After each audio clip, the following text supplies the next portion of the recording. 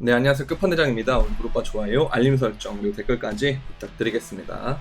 자, 장기간의 횡보에 접어들었는데요. 참 이때 올랐을 때 참 기분이 좋았는데, 그 다음에 이게 쭉 빠지면서 좀 생각보다 눌림이 좀 있는 상황이에요. 제가 이제 29,000에서 29,500 정도를 말씀을 드렸잖아요. 근데 지금 보면은 29,082 정도인데 28,000대까지 살짝 찍었다가 지금 어쨌든 이런 형태를 보여주고 있긴 하거든요.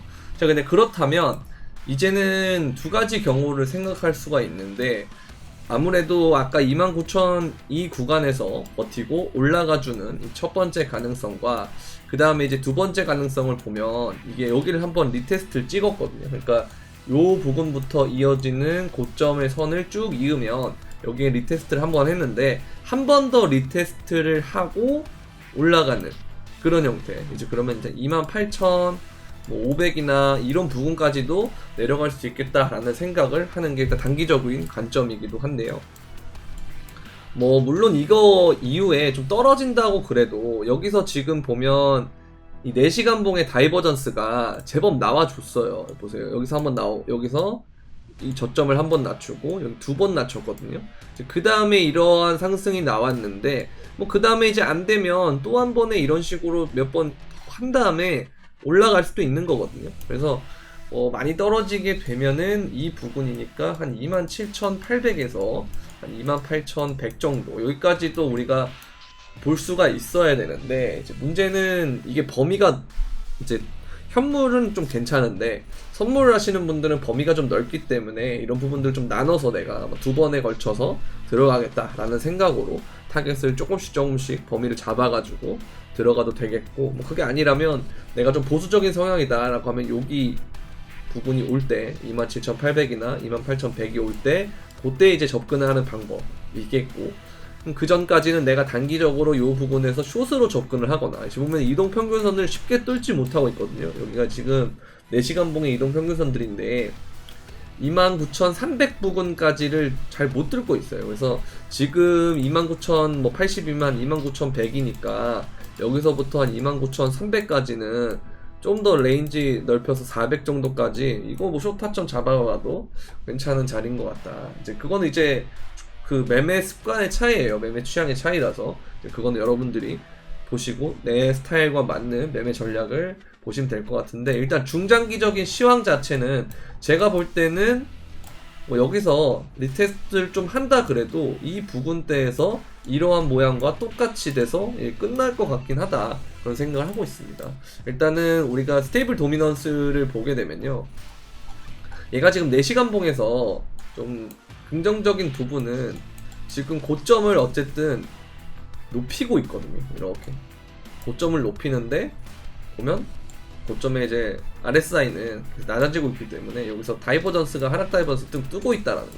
스테이블 코인의 도미넌스가 올라가면 비트코인은 반대로 떨어질 가능성이 높고, 스테이블 도미넌스가 낮아지면 비트코인은 반대로 올라갈 가능성이 높은데, 이제 이러한 형태가 되면서 이러한 그 쐐기 형태가 되고 떨어지는 그런 모습이 차트적으로 좀 보이지 않느냐, 그런 생각을 하고 있습니다. 그래서 이제 이런 부분들이 좀 마무리가 되면 그때는 이제 좀 긍정적인 상황이 될 텐데, 뭐 어찌됐든 간에 얘가 주봉으로 봤을 때 지금 여기 한번 튀어오르는 가능성이 좀 있긴 해요. 이게 조금 걸리는 부분이고, 아니면 뭐 조금 더 튀어오르면 여기까지 튀어오를 수도 있거든요. 그러고 이제 이렇게 떨어질 수도 있는데, 이게 이만큼 튀어오르면 제법 많은 하락이 올 텐데, 뭐 그 가능성까지 우리가 한번 생각을 해본다면 이 차트를 좀 볼게요. 보면은 이제 우리가 요 부분이 있겠죠. 한 25,000대 여기까지 이제 떨어질 수도 있다, 그런 생각을 좀 하셔야 될 것 같아요. 27,600이라든지 이런데요.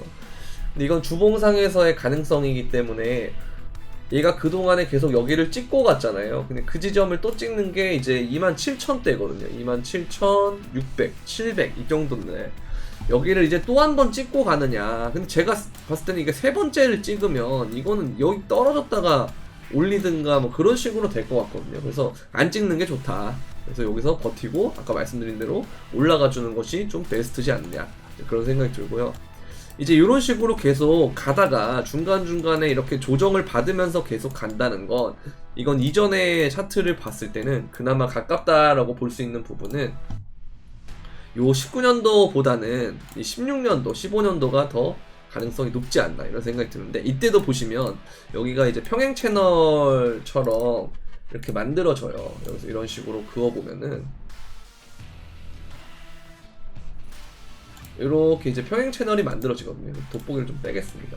이런 식으로 평행 채널이 만들어지는데, 이 채널이 하단부를 계속 찍어주면서 지지를 받고 가는 도중에 어느 정도 지지를 좀 받으니까, 보면 한 번, 두 번, 세 번, 네 번 정도를 받으니까 그때부터는 자리를 안 주고 올라가잖아요. 그래서 이번에도 만약에 계속 이러한 지점들이 오면, 여러분들이 지금 좀 짜증나는 부분이, 아니 이제 주식은 굉장히 많이 오르고, 근데 코인이 왜 이렇게 안 오르는지 모르겠다, 뭐지? 이런 생각이 들잖아요. 그리고 왜 업비트의 잡코인들만 계속 오르는지 모르겠다, 그런 생각이 좀 드실 텐데, 이제 잡코인들이 여러분들이 그 2020년에 보면 그런 장세가 좀 있었어요. 보시면 스팀을 예로 들어 볼게요. 스팀이 지금 딱 켜져 있으니까 스팀을 이제 예로 들면, 우리가 이제 그 진입했던 시기가 언제였냐면 2020년도 한 3월 정도부터 시작이 되거든요. 그래서 스팀도 그렇고 여러 가지의 이제 잡코인들이 랠리를 하던 시절이 있었단 말이죠. 시바이누는 이때 상장한 게 아니기 때문에. 이름을 한번 볼까요? 뭐가 있지?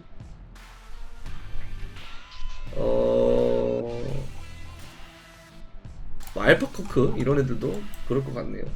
보면은 이제 얘도 2020년 말쯤에 이런 식으로 막 튀어오르고 하는 그런 장세들이 있거든요. 그러니까 2020년 10월부터 한 11월, 12월까지 잡코인들을 중심으로 해서 좀 오르던 장세들이 좀 있었어요. 이제 그런 장세들처럼 이게 전조 증상이지 않겠느냐라는 생각도 제가 조금 들기는 하는데, 보시면은 여기도 마찬가지죠. 여기서 이렇게 중간에 10월달부터 11월까지 이렇게 이런 식으로 튀어오르는 구간들이 있거든요. 근데 지금 잡코인들도 그런 영역이지 않느냐. 근데 지금 메인 토큰들 있죠. 뭐 이더리움이라든지, 아니면 뭐 비트코인 캐시라든지, 아니면은 또 뭐가 있죠. 뭐 솔라나라든지, 이런 애들은 지금 굉장히 기세가 한풀 꺾여 있는데, 지금 얘가 꺾여 있는 동안에 잡코인들은 지금 엄청나게 올라가고 있단 말이죠. 그래서 이 잡코인들 올라가는 시기는 잡코인들의 장세긴 한데, 문제는 여러분들이 잡코인들을 할 때 이 스톰엑스와 같은 차트가 자꾸 나온다라는 거. 이거 보세요. 여기서 음봉을 이렇게 올렸다가 쭉 빼죠. 그리고 리퍼리움도 어제 보면은 오늘 또 빠지네요. 그러니까 이런 식으로 계속 빠진단 말이죠. 그래서 여러분들이 잡코인을 하실 때 급등을 하는 거를 따라 타는 것보다는, 지금 거래대금이 지금 이렇게 몰리니까 이제 끝나잖아요, 장세가. 캐리도 마찬가지고, 얘도 이제 여기서 끝나고 쭉 빠지게 된다면 그럴 가능성이 좀 있어요. 그래서 이런 것들은 여러분들이 단타로 항상 접근하시는 그런 접근법이 중요하지 않느냐, 그런 생각이 듭니다. 그래서 지금 아크를 보게 되더라도 오늘 좀 많이 오르는 것처럼 보이긴 하지만, 어쨌든 그 전에 이러한 피레침들이 있다. 요때를 여러분들이 이제 피레침의 가능성이 높다고 보고 항상 이 오를 때 분할로 좀 팔아주는 그런 습관을 보시는 게 좋지 않느냐, 그런 생각이 들고요. 그리고 이제 오늘이 일요일이기 때문에 슬슬 이게 이 파란불이 뜨는 애들이 훨씬 많아지고 있어요. 그래서 이런 것들은 여러분들이 좀 조심하셔야 된다. 항상 금요일이나 토요일이나 이럴 때 잡코인들이 펌핑이 나오면 그게 보통 일요일날 정리가 되기 때문에, 여러분들이 뭐 요일 매매를 하셔도 돼요. 이런 거 단타를 할 때 그런 식으로 조금 지루함을 달래면서 하는 방법이 있겠고, 그러면서 좀 여러분들이 떨어지는 알트코인들 있잖아요. 괜찮은데 왜 이렇게 떨어지지 하는, 왜 얘네들은 안 오르고 잡코인만 오르지 하는 애들을 이 떨어질 때부터 슬슬 조금씩 관심을 가질 때라고 봅니다. 그래서 그거 좀 생각해 주시면 되겠고, 비트코인 역시도 지금 얘가 주봉상으로 엄청난 이 박스권 행보를 하고 있거든요. 보시면 이런 식으로 결정이 되고 있잖아요.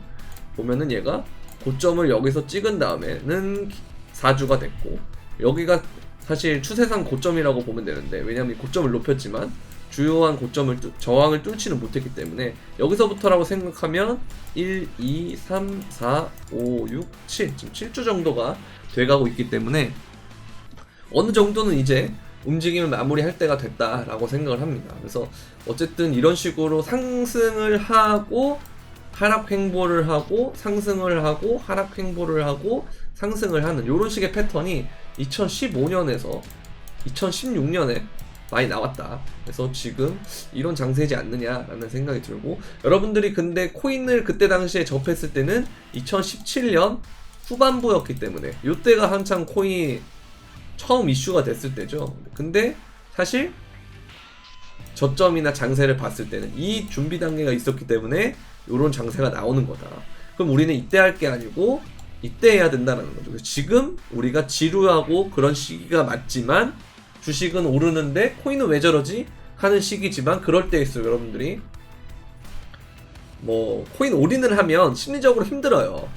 그래서 뭐 주식을 같이 하는 건 좋은데 코인에 있는 돈을 굳이 다 빼서 주식으로 갈 필요는 없을 것 같다. 그래서 코인도 계속 신경을 써줘야 된다라는 그런 생각을 말씀드리고 싶습니다. 그래서 이렇게 말씀드리고 싶고, 그리고 이제 리플을 보면 최대 글로벌 파생상품 기구 IDSA에 합류를 했다고 합니다. 그래서 JP 모건, 블랙록, 골드만삭스 등 금융기관의 회원과 같이 어깨를 나란히 하고 있다, 이런 얘기인데, 뭐 여기를 보면은 뭐 적극적으로 협력을 펼칠지는 아직 불투명하다, 이런 얘기를 하고 있는데요. 그 이유가 뭐냐? 미국 법원이 기관들에게 리플을 파는 거는 증권에 해당한다. 그러니까 우리 소매 판매는 증권이 아닌데 기관들한테 파는 거는 증권이다라고 돼 있거든요. 그래서 뭐 이거는 사실 제가 볼 때는 이 XRP를 판다기보다는 XRP 시스템을 가져오거나 아니면 리플의 주식을 좀 사는 쪽으로 가지 않을까, 그런 생각이 들고, 아니면 얘네랑 같이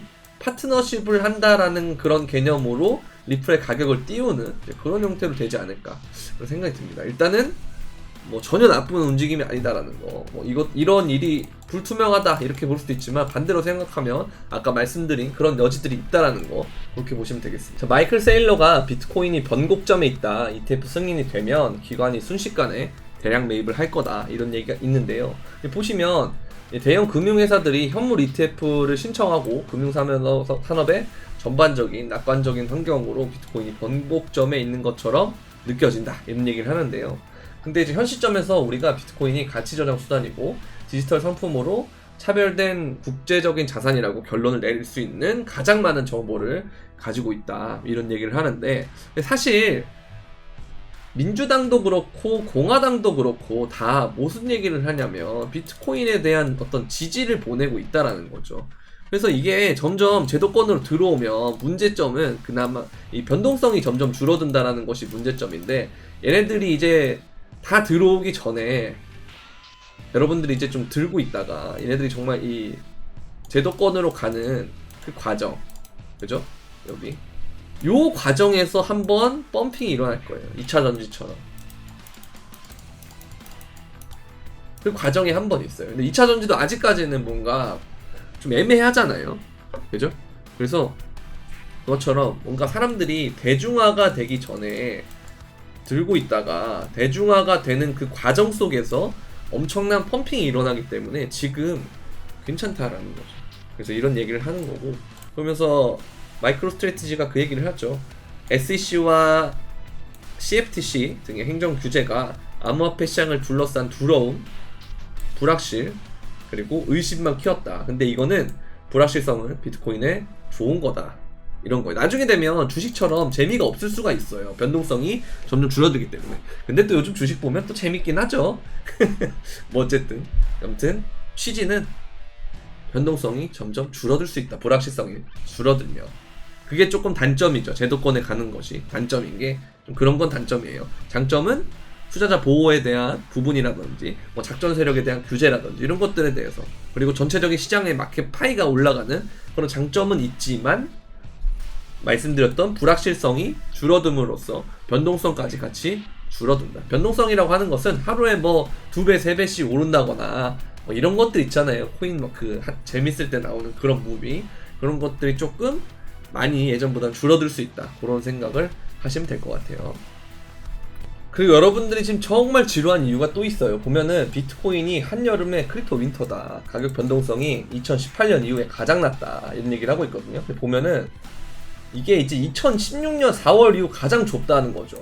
2013년 11월 이후 4주 등락폭이 10% 미만이었던 시기는 단 8번 뿐인데 그 중에 한 번이라는 거예요. 그래서 여러분들이 정말 지루할 수밖에 없다는 거죠. 잘 오르다가 왜 이렇게 지금 뭐 어제도 똑같고 내일도 똑같을 것 같고 뭐 그저께도 똑같고 이런 상황이 되는 거죠 지금. 그래서 진짜 영상을 해도 뭔가 할 말이 없긴 해요. 근데 어쨌든 이런 상황이 경험적인 측면으로 봤을 때는 굉장히 긍정적인 상황이다라는 거죠. 왜? 이러한 행보들 속에서 개미들이 떨어져 나가고 그동안에 가격이 방어가 된다라는 거는 어느 목적을 갖고 있는 애들이 매집을 한다는 거예요. 그렇기 때문에 가격이 방어가 된다는 거거든요. 그러니까 뭔가 떨어지더라도 진짜 뭐 어느 지점까지 팍 떨어지는 것도 아니고 그렇다고 올라가더라도 막 이렇게 팍 올라가는 것도 아니고 일정한 범위에서의 이 박스권을 한다라고 하는 것은 이 가격이 위로 갈 때라든지 밑으로 갈 때마다 이 세력들이 팔고 사고 팔고 이 얘기를 하고 있다는 거죠. 그죠? 그래서 그 구간에 하필 왜 이 구간에 이들은 사는가? 그럼 여기 샀으면 도대체 어디에 팔려고 하는 것인가? 이런 생각을 좀 하셔야 된다는 거죠. 그런 생각을 하셔야만 이 지루한 장세를 버틸 수가 있다라는 겁니다. 그래서 이런 게 되게 중요하다라는 생각이 들고요. 그리고 이제 미국 법원이 테더랑 비트파이넥스 대상 집단 소송을 기각했다라는데요. 결국은 테더는 엄청난 그 노이즈가 계속 끼어가고 있지만 그걸 하나하나씩 다 극복을 하고 있기 때문에 얘네들은 앞으로도 많은 그 위험성에 노출되더라도 여러분들이 테더는 근데 쉽지 않을 거야, 망하기가 쉽지 않을 거야, 그 정도 생각을 하시는 게 좋을 것 같습니다. 왜냐면 얘네들은 진짜 옛날부터 진짜 수년간 이러한 노이즈를 버텨왔기 때문에 그런 얘기를 하고 싶었고요. 그 다음에 이제 1년 이상 휴먼의 비트코인 공급량이 69.2%다 이런 얘기를 하고 있는데, 보시면 이 가격이 떨어져 있는 상태에서 이 파란색 지점이 이렇게 올라오면 추후에 가격이 올라갈 가능성이 높은 구간인 거죠. 보시면 그죠? 그쵸? 그리고 지금이 이 구간이다라는 거예요. 그래서 이게 오히려 이들이 이제 다 팔면 이렇게 떨어지잖아요. 여기 보면은. 근데 가격은 올라가는 이 괴리가 생기는 지점이 오히려 고점이 가까운 시그널이 되는 거지, 그게 아니고 거꾸로 된 상황, 지금과 같은 상황에서는, 그죠? 이렇게 올라가는 상황에서는 이거는 오히려 긍정적인 상황이다 라고 보시면 될 것 같아요.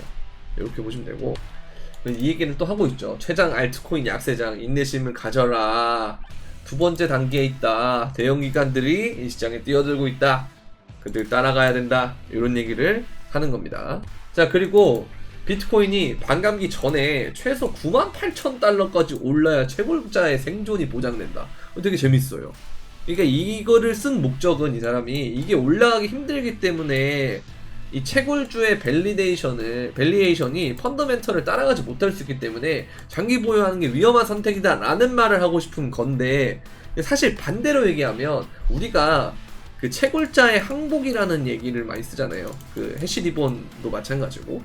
그 다음에 이제 반감기가 오게 되면 가격이 오르는 이유가 이런 식으로 채굴자의 채굴 원가가 올라가기 때문에 이 부분에 있어서 가격을 올리려고 한다, 더 이상 떨어지지 않으려고 한다, 이런 것들이 반영이 돼서 가격이 오른다라는 게 기존 반감기에 계속 그 일종의 공식화됐던 그런 과정이었잖아요. 근데 반감기 전에 98,000까지 올라야 생존이 보장된다라고 하는 건, 반대로 아까 말씀드렸던 그 로직을 사용하면 정말 이게 2023년 그 4월에 반감기가 있는데, 2024년이죠. 이 반감기 전까지 엄청나게 가격을 올린 다음에 시즌이 끝날 수도 있다라는 가능성을 좀 어느 정도는 열어놔야 되지 않느냐, 그런 생각을 좀 하고 있습니다. 근데 그래도 메인 뷰는 이거죠. 그러니까 그 전에 한 뭐 4만대나 5만대까지 오른 다음에 여기서 좀 빠졌다가 3만 달러대까지 빠졌다가, 그 다음에 이제 여기서 이제 엄청나게 오른 다음에 반감기 때 조금 이제 주춤했다가 다시 또 올리는, 그래서 2025년에 엄청난 대상승장이 나오는 뭐 그런 게 이제 대부분의 보는 뷰고, 저도 이걸 메인 뷰로 보고 있긴 합니다만 서브 뷰로 이거는 어느 정도는 생각해야 될 것 같다라는 취지에서 지속적으로 영상에서 말씀을 드리고 있는 겁니다. 요것도 생각을 하셔야 된다는 거. 자, 그리고 이 차트 보면 비트코인 떡락할 것 같이 생겼잖아요. 근데 웃긴 건 뭐냐? 바로 이거 거꾸로 뒤집어 놓은 겁니다, 차트. 그래서 이 사람은 이제 14만 달러까지 갈 수 있다 이 얘기를 하는 거고요.